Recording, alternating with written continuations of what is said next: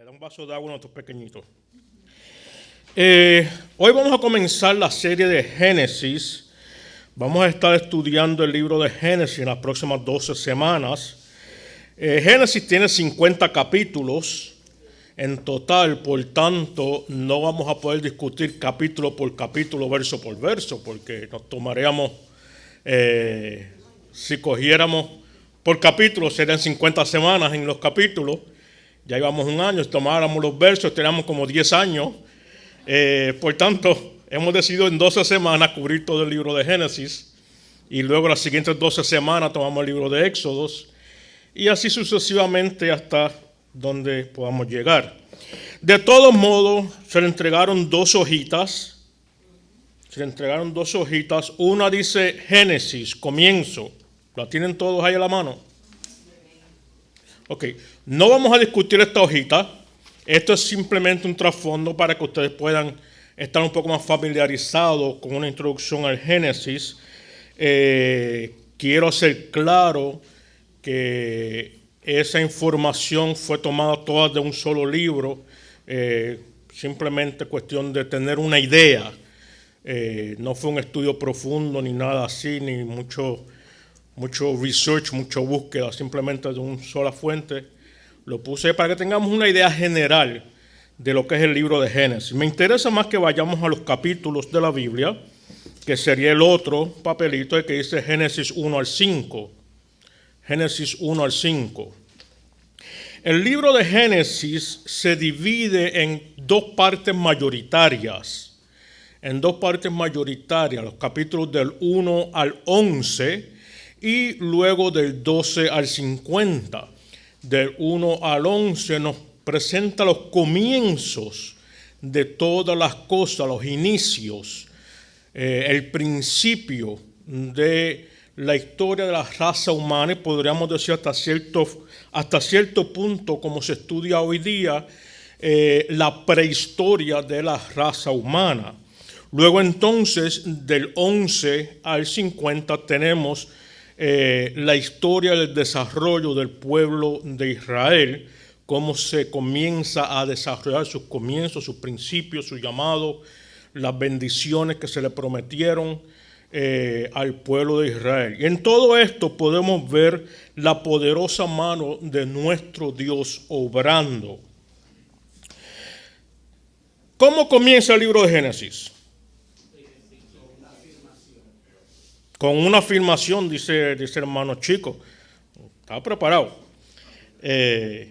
¿Verdad? Comienza con una afirmación. Comienza diciendo, ¿quién sabe el primer verso?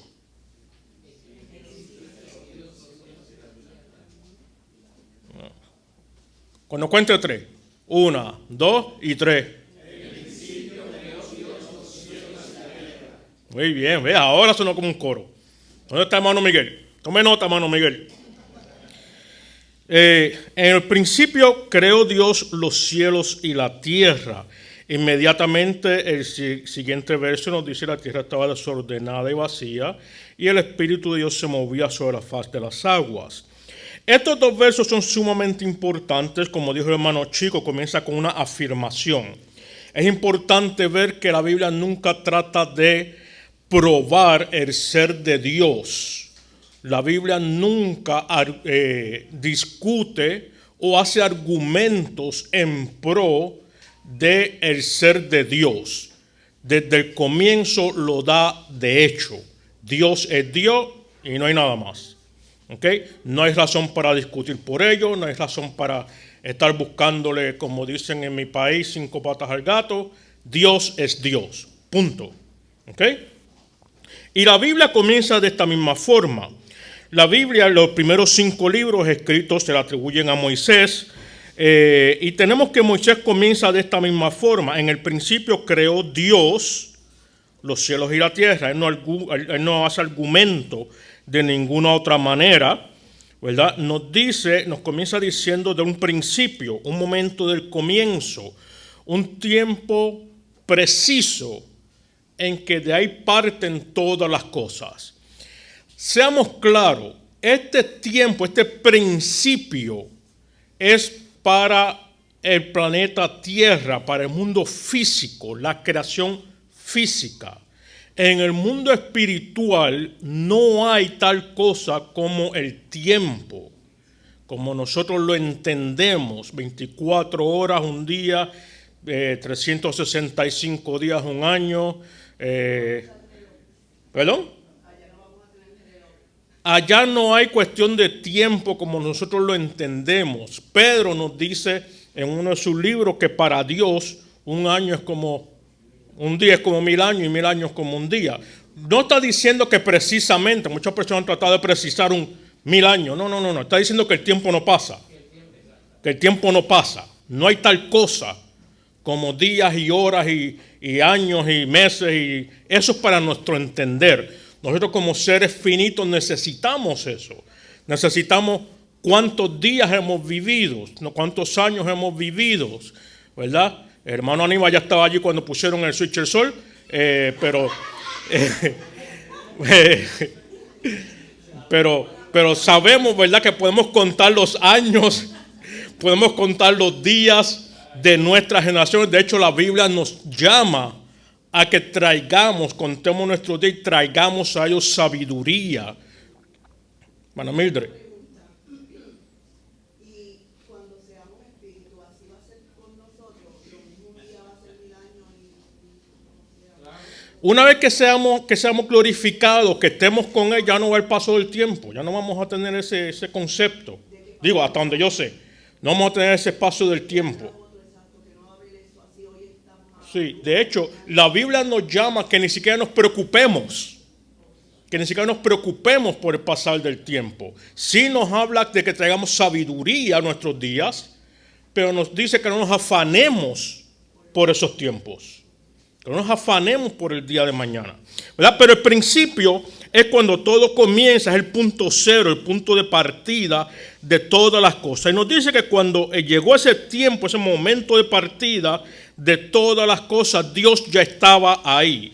Por tanto, si Dios ya estaba ahí, quiere decir que Él es antes del tiempo. Él es eterno. Él ya existía, ya Él estaba fuera del espacio y del tiempo. Tuvo un inicio, el cual nos dice que estaba primeramente en caos, lo cual se refiere a que no estaba en la forma ordenada como la tenemos nosotros. Imagínense en la construcción de un edificio nuevo.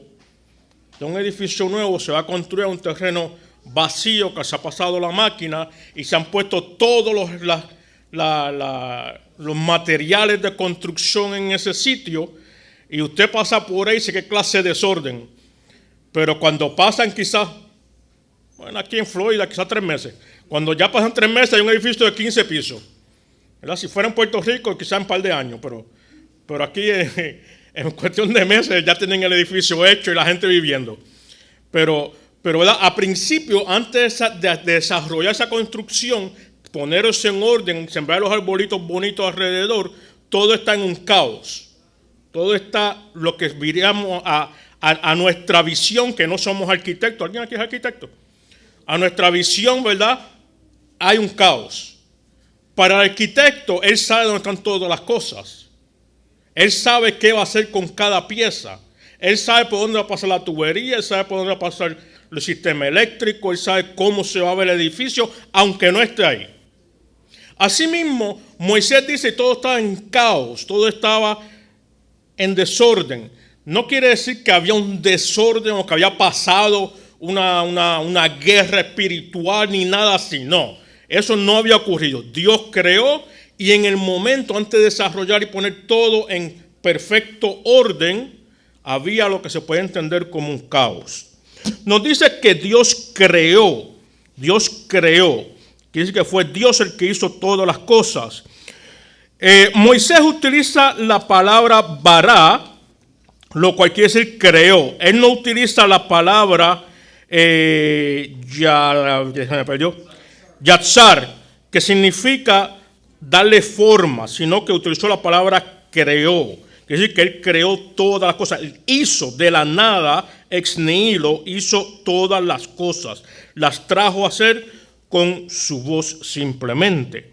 Fue Dios quien lo hizo. La palabra para Dios ahí es Elohim. Mucho se ha discutido y se ha dicho que la palabra Elohim es una palabra plural, y eso es cierto, es una palabra plural, pero no necesariamente quiere decir que Moisés estaba pensando en la Trinidad. Sí sabemos que Dios es un Dios trino, pero en el momento de Moisés escribir no es lo que tiene en mente. El término Elo o Elo quiere decir el Todopoderoso. Moisés está escribiendo a un pueblo del cual acaba de salir del cautiverio en Egipto, pero de estar envuelto entre todos estos dioses en una nación politeísta, y el pueblo que él está trayendo está transicionando entre el politeísmo pagano a conocer a un solo Dios. Entonces Moisés utiliza el término Elohim en plural con la connotación de que este único ser, este Dios en su todo, Dios, es poderoso por encima de todas las demás cosas. Es extremadamente superior y excelso por encima de cualquier otra deidad que ustedes puedan pensar que jamás haya existido. Esto es lo que tiene Moisés en mente, por eso utiliza el término en plural. Está diciendo que se excede por encima de todos los demás que puedan llamarse ser poderosos, porque créanme que en Egipto habían deidades que se hacían llamar que eran todopoderosos. Pero él está diciendo, nuestro Dios, Yahvé, es extremadamente, exaltadamente poderoso por encima de todos los demás. Ese es el concepto que tiene Moisés al utilizar la palabra Elohim. Encontramos también que nos dice que creó cielo y tierra. Cuando nos habla de cielo y tierra no se refiere al universo como nosotros lo entendemos. No fue hasta que Galileo inventó el telescopio que se supo que había mucho más fuera de nuestro círculo, del círculo que hay alrededor de la Tierra, lo que conocemos hoy como el círculo de la atmósfera. En aquellos días no se conocía que de ahí para afuera hubiese mucho más. Cuando Galileo viene y descubre eso, que hay estrellas y hay planetas y hay otras cosas para allá afuera, se da cuenta de que eso no está en este círculo, sino fuera, beyond, está más allá de este círculo. Hasta ese momento el entendimiento hebreo era cielo y tierra, la atmósfera que nosotros tenemos, lo cual ellos creían que era una atmósfera, un círculo sólido alrededor de la tierra, y ahí estaban el sol, la estrella, todo estaba ahí en ese espacio. Ellos no tenían ese concepto de estar fuera o de estar más allá. ¿Okay? So, cuando ellos dicen, creó Dios los cielos y la tierra, lo que está diciendo es creó esto que nosotros vemos. Nosotros entendemos hoy día que el término cielo se refiere mucho más allá, a todo el universo, ¿verdad? Y encontramos después en el libro de los Salmos que nos dice que Él extiende como un manto, como un lienzo, extiende el universo. Pues entendemos que hay un conocimiento mayor, más vasto, pero al momento de que Moisés está escribiendo se refiere a esto. Inclusive en el libro de Job, cuando buscamos el libro de Job, nos habla también de ese círculo de la tierra, de esa atmósfera, ¿verdad? Todas las cosas que están ahí dentro. Desordenado y vacío, ya se los mencioné, no tiene orden como lo hay hoy, y era estéril, es decir, que nada crecía, no había nada en ella, era una pelota redonda cubierta de agua. El Espíritu de Dios. Por lo general, cuando hablamos del Espíritu de Dios, entendemos que se refiere al Espíritu Santo. Muchos eruditos inclusive han tomado esta postura para decir que el Espíritu Santo que se movía sobre la faz de las aguas. Moisés se está refiriendo mayormente al ser, al todo de Dios. Cristo dice en el libro de Juan que Dios es Espíritu. Y cuando aquí se refiere al Espíritu de Dios, se refiere al todo de Dios que tenía control, que sostiene, mantiene y hace todas las cosas. Está hablando del Dios en general. Alguien que me busque rapidito Job 38, 4 al 6. Job 38, 4 al 6.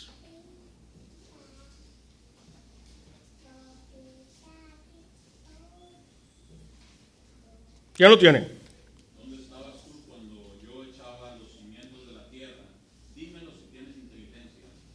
¿Quién puso sus medidas, ya que sabes? ¿O quién extendió sobre ellas cordel? ¿Sobre qué se asientan sus basas? ¿O quién puso su piedra angular? ¿Ya? Ahí encontramos cuando dice, ¿dónde estabas tú? Preguntándole Dios a Job, ¿dónde estabas tú cuando yo estaba sobre el círculo de la tierra? Cuando yo estaba extendiendo su cordel, cuando estaba poniendo medidas, cuando está en ese momento de poner todas las cosas en el orden, ¿dónde estabas tú? Le está preguntando Dios a Job. Pero está diciendo que Él fue el que hizo todas estas cosas, ¿verdad? También entendemos en el Nuevo Testamento nos habla de que Cristo creó todas las cosas y que sin Él nada hubiese sido hecho y todo lo que hay fue hecho por Él. Esto no solamente en el libro de Juan, capítulo 1, verso 3 lo dice, sino también en el libro de Colosenses. Pues sabemos que cuando aquí dice que el Espíritu de Dios se movía sobre la faz de las aguas, es decir, que todo el ser de Dios, todo Dios en su totalidad, en su persona, quien es Dios completo, se estaba moviendo en todo este acto de la creación. La creación de la tierra fue hecha en 7 días. O diríamos en 6 porque una fue de descanso. Fue hecho en un total de 7 días. Muchas personas discuten, ¿es esto cada día un tiempo largo, un periodo extremadamente largo y que se traduce, se presenta como un día? Otros toman la postura de que le fue revelado a Moisés en un día. Cada día se les reveló, pero que cada uno de esos días representa un periodo de tiempo. La pregunta será el por qué. ¿Por qué todo esto? ¿Verdad? ¿Tiene Dios el poder de hacer todo en un solo día? Claro. Lo hizo en 6 días, quiere decir que se tomó su tiempo. Lo hizo suavemente, sin mucha prisa. Dice, y dijo Dios, sea la luz, y ahí estaba la luz. Entonces, ¿por qué tenemos que decir que se tardó miles de años en desarrollarse la luz? Y dijo Dios, sean los mares, ¿y por qué tuvo que desarrollarse en miles de años? De hecho, cuando hace la creación, en ese primer momento, nos dice que la tierra estaba cubierta de agua. Nos dice el libro de Job nuevamente que Dios le puso cerrojo. Ahí está en el 38, del 8 al 1, del 8 al 11, perdón, si alguien me lo puede buscar. Del 8 al 11, cuando Dios le pone límite a los mares. Dios no necesita largos periodos de tiempo para hacer ninguna de estas cosas. En 7 días literales, Dios lo hizo. Nos dice la Escritura, y fue el final, el comienzo de un día. La tarde y la mañana de un día. Samuelito, esto puede ser una especulación, pero también entendemos que Dios es un Dios de orden. Puede ser eso el hecho de que significativamente lo haya hecho en determinada cantidad de días. Sí, exacto, fue poniendo orden, día a día fue estableciendo un orden para cada día. Es importante, espérate, usted tiene una pregunta y después. Casi él me la contestó, pero que era eso. ¿Cuál fue el propósito de hacerlo en los 7 días? Pero era eso mismo, creo que para demostrarnos que él es un Dios de orden y dejarnos enseñado eso, que no lo podemos hacer todo a la ligera. Sí, exacto. Que un argumento quizás que nos pueda ayudar, porque la realidad es que esto es un debate que no se va a acabar, es que la palabra día en el original literalmente está hablando de un día físico. Claro, porque habla de noche y de día, porque la tarde y la mañana, porque también hay otras personas, una iglesia que dice que fueron, como explicó Sammy al principio, 1000 años cada cosa, y no es 1000 años. Sí, no. La palabra del original día es día, no hay que buscarlo en el Sí, Dios no necesita esos largos espacios de tiempo. Un poco de lógica solamente. ¿Okay? Esto está en el papelito, lo pueden después buscar. ¿Alguien tiene Job 38? 38 del 8 al 11. Él cerró con fuerzas del mar cuando irrumpiendo se salió de su seno. Cuando hice de una nube su vestidura y de espesa oscuridad sus pañales. Cuando sobre él establecí límites, puse puertas y cerrojos y dije, hasta aquí llegarás, pero no más allá. Aquí se detendrá el orgullo de tus olas. Amén. Ahí vemos entonces cuando Dios le pone el límite a los mares y le dice, hasta aquí vas a llegar, le puso cerrojo, de aquí no vas a salir. Hasta aquí vas a llegar y nada más, ¿verdad? Nos dice luego en el mismo libro de Génesis, capítulo 6, nos dice cuando el diluvio, nos dice que abrió los cerrojos, se abrió las puertas y salieron los mares, pero hasta que Dios no dio la orden, eso no puede ocurrir. Dios dio orden, le puso límites y hasta ahí no pueden salir, hermano Aníbal. Vemos que Dios no necesita tiempo para hacer las cosas y lo demostró el mismo Señor Jesucristo en la boda de Caná cuando convirtió el agua en vino, lo hizo en un instante y el vino que normalmente necesita tiempo de añejamiento para hacer un buen vino, Él lo hizo al instante. Sí, eso es correcto, hizo el mejor vino. Y no solamente hizo el mejor vino, lo hizo del agua. O sea, para pasar de agua a vino, yo estaría tratando todavía desde aquel tiempo. Y todavía no habría podido. ¿Yo voy a decir algo? Sí, no, disculpa, que es que encontré la nota porque lo dejé como que medio. Y la voy a leer tal como la escribí en ese momento. En hebreo, día, cuando se usa con adjetivos numéricos, que es lo que vemos ahí, se refiere siempre a un periodo de 24 horas. Amén. So, ahí tenemos que Dios lo hizo en 24 horas. Ok, la poquito de lógica, yo no tengo mucha, pero mi poquito lógica. Los animales necesitaban hierba y frutos para poder comer. ¿Cierto? En aquel tiempo todavía no se comía carne. Todo era basado en hierba. Los leones comían hierba y los águilas, todos comían hierba, ¿ok? O frutos de los árboles. Si los animales hubiesen sido creados más de 1000 años después de haber crecido los frutos, se hubiesen muerto de hambre. Porque curiosamente los frutos de los árboles y la hierba del campo necesitan los animales para que coman de ellos, para que digieran, para que haya el círculo completo de digestión. Si hubiesen pasado 1000 años desde el momento en que creció la hierba y otros 1000 años para crecer los animales, todos se hubiesen muerto. Sin embargo, Dios crea la hierba hoy y mañana están los animales. Ahí queda automáticamente uno dependiendo del otro. Que también debemos tener mucho cuidado en hacer especulación de la palabra de Dios. La misma palabra de Dios nos dice que lo que está revelado para nosotros está revelado. Entonces, si el Señor dijo en 6 días lo hizo, debemos creer en eso y no hacer especulación de la palabra.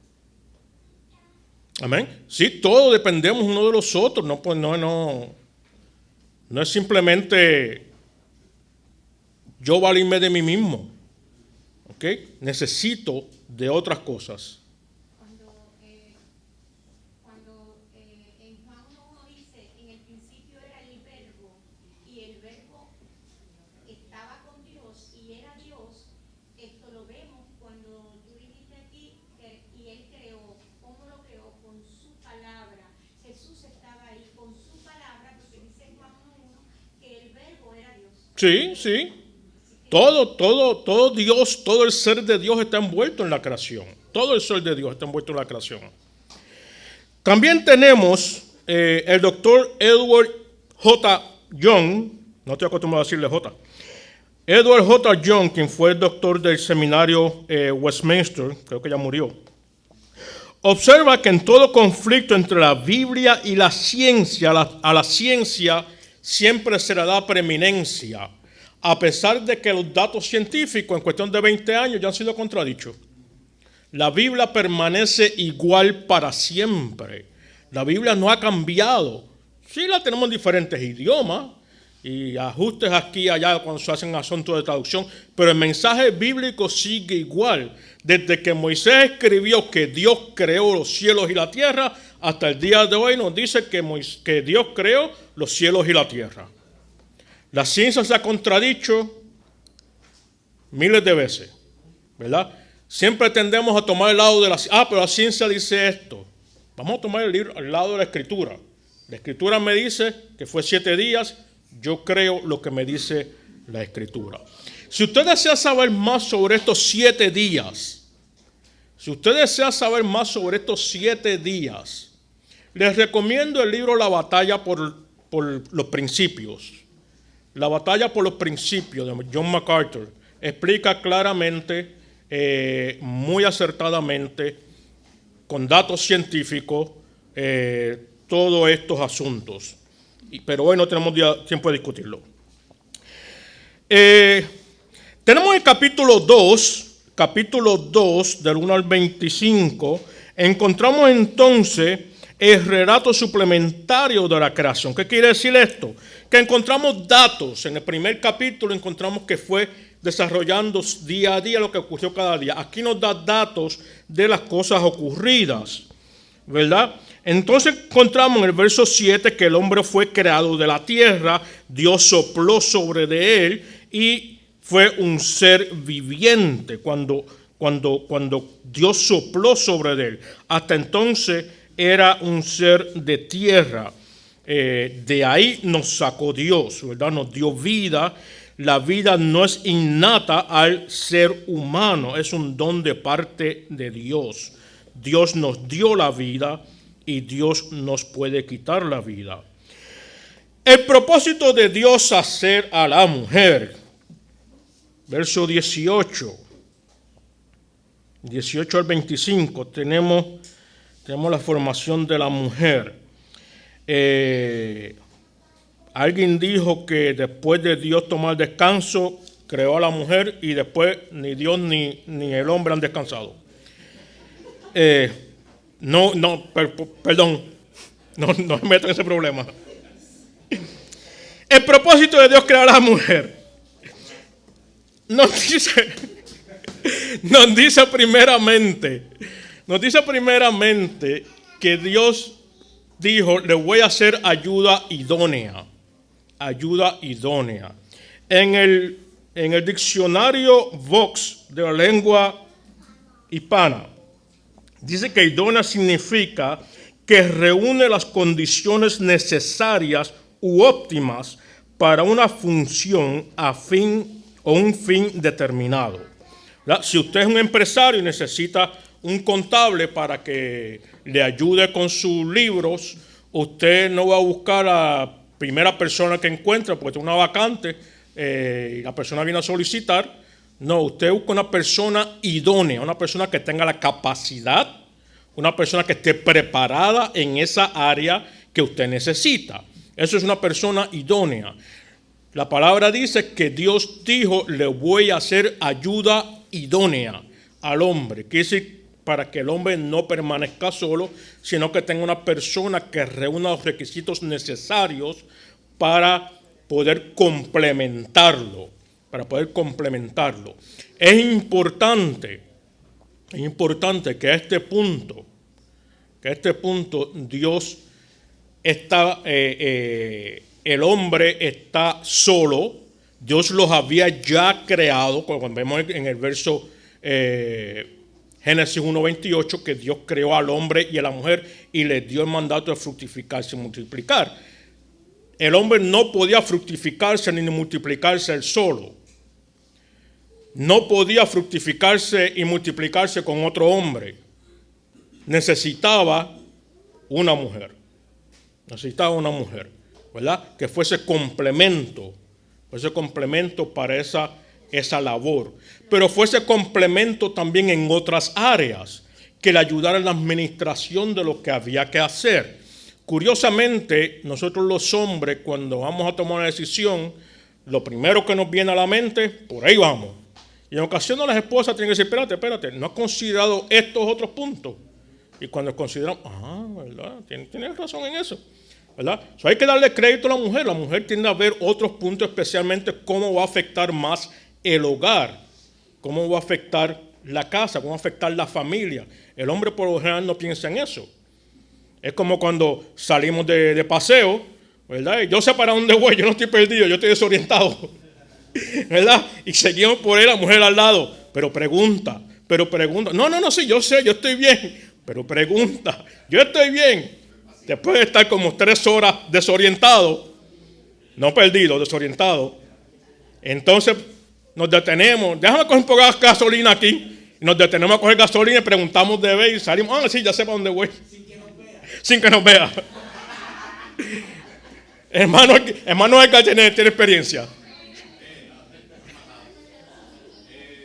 No, que es importante que sepamos que, o sea, el capítulo 2 está dando detalles de lo que sucedió. Correcto. En el primer capítulo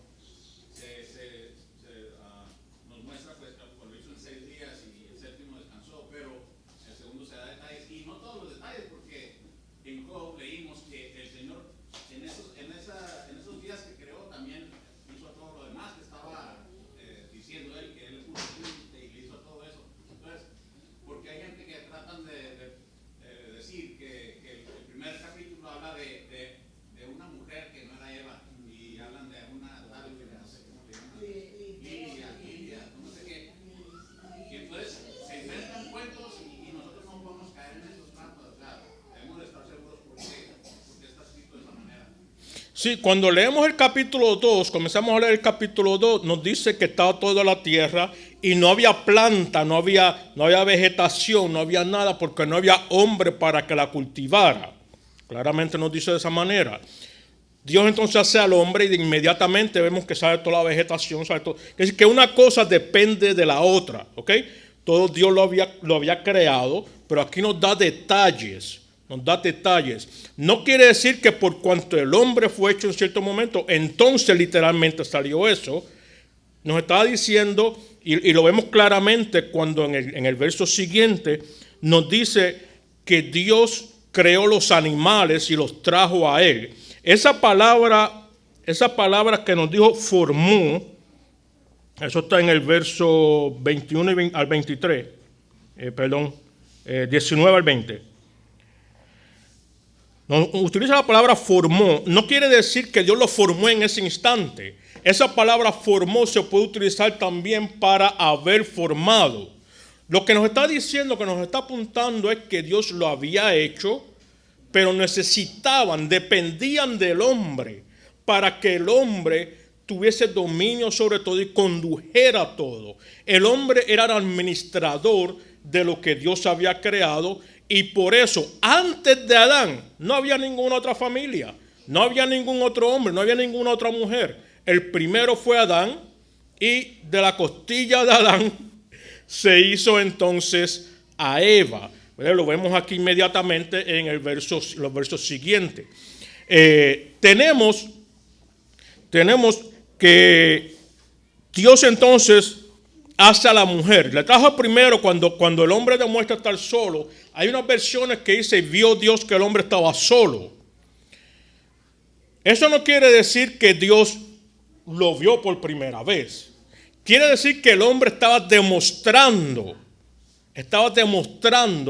que le hacía falta otra persona igual a él, otra persona que fuese similar a él. Dios le trae a todos los animales. En este traer de todos los animales le trajo trabajo, le trajo entretenimiento. Él nombró a las aves, nombró a los peces, nombró a todas las aves. Quiere decir que pasó un tiempo, ¿verdad? ¿Qué tiempo pasó? No sabemos, pero sabemos que fue un largo tiempo, porque son muchos animales. En aquel tiempo existían también los animales que nosotros conocemos como animales prehistóricos. Estaban ahí también. Adán nombra a toda esta gente, nombra a todos estos seres, le pone nombre a todos ellos, que es decir, que tuvo que interactuar con todos ellos. Algunos quizás le dieron más trabajo, como la gallina. Otros quizás se pudo entretener con ellos, como el león. Si alguien dice que él fue a nombrar la gallina, Y cuando vio ese pájaro raro caminando en dos patas y plumífero, yo, ¿qué es esto? Y cuando la fue a agarrar, salió corriendo. Y yo, ¿qué gallina eres? Y ese es el nombre hasta el día de hoy.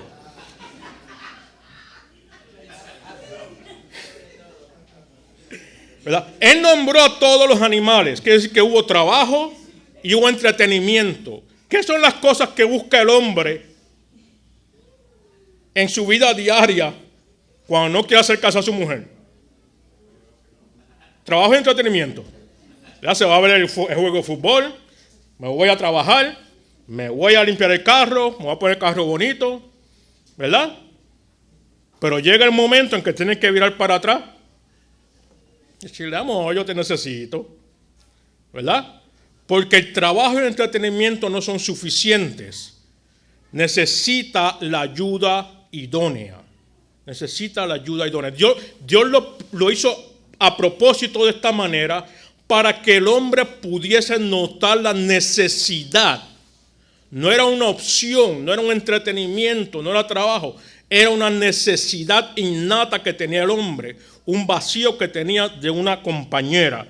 Y Dios entonces formó a la mujer el sexto día, ¿verdad? Y la forma, nos dice el diccionario Vox, que una mujer es una persona de sexo femenino que tiene la apariencia y comportamiento y las cualidades que se consideran propias del ser femenino y adulto. Esto nos da a entender que aunque un hombre trate de ser más femenino que una mujer, no puede serlo. Una mujer es una persona de sexo femenino, ¿verdad? Que tiene las cualidades muy hermosas de ser una mujer. No otro ser raro. Y allí en el verso 24, lo cual se repite en Mateo 19, 5, Marcos 10, 7 y 8, y en Efesios 5, 31, se establece entonces el matrimonio. Dios le trae al hombre, ¿verdad?, a su esposa Eva.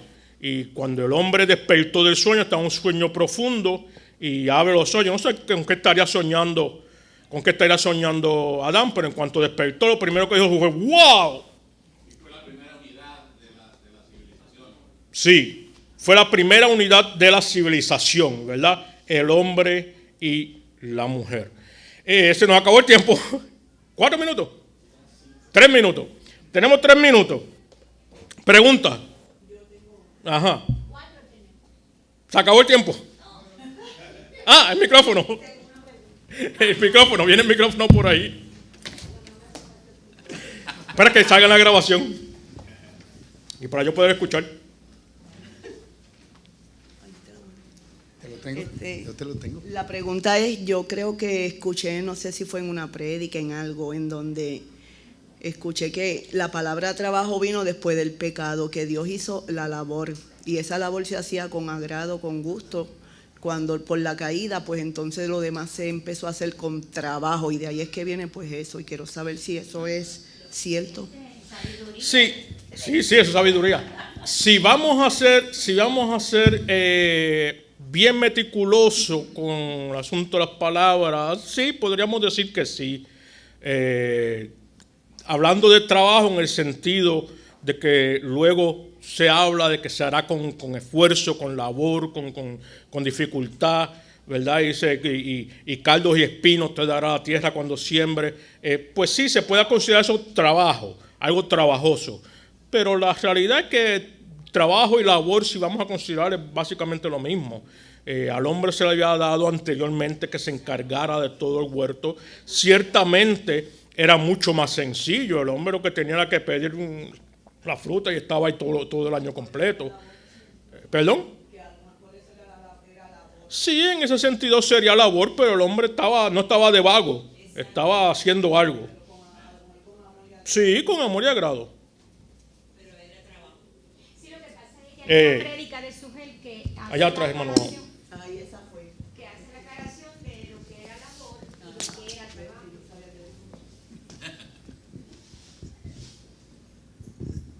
Hermano, en el primer día Dios creó la luz y en el cuarto día creó el sol. Sí.